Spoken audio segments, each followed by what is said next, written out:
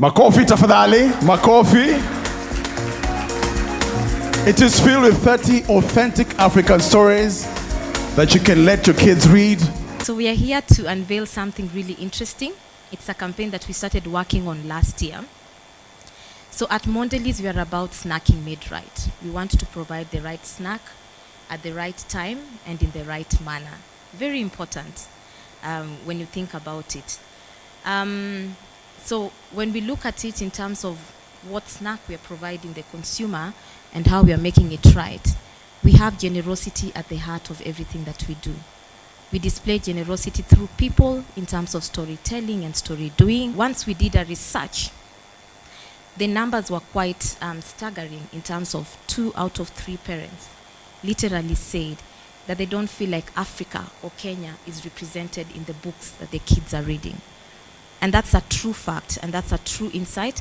And I think we are here tonight to just talk about that insight, talk about that fact, and see how do we work through Kenyans, to solve that issue. How do we create this library? One of the things that most people don't know is that parents and adults generally are the biggest readers of children's books.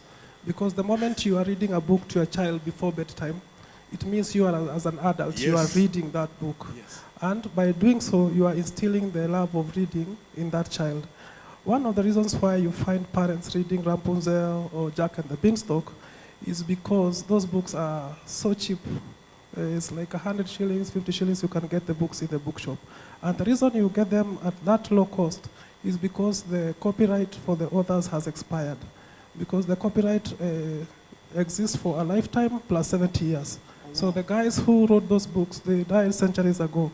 And the reason why we changed the model for this program is because the guys who write these books are still alive. Yes. Ideally, they should have the copyright for life plus 70. Plus 70. But there's something called Creative Commons, where you can cede your rights to a creative work for a certain period and for a specific purpose. Yes. So if you are going to give away these books for 2 or 3 years, then you are allowed to, the author can allow you to waive their copyright. But after that, it reverts to them. We know the trend. We know currently, we know more than 100% of Kenyans have phones.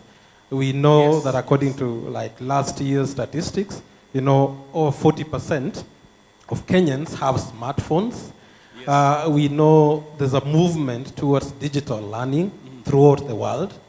So we think that what does having 150 book on your palm mean to a child in Africa? Right. So the power of children having access to 150 books at the palm of their hand is probably more than any challenge we can conceive of.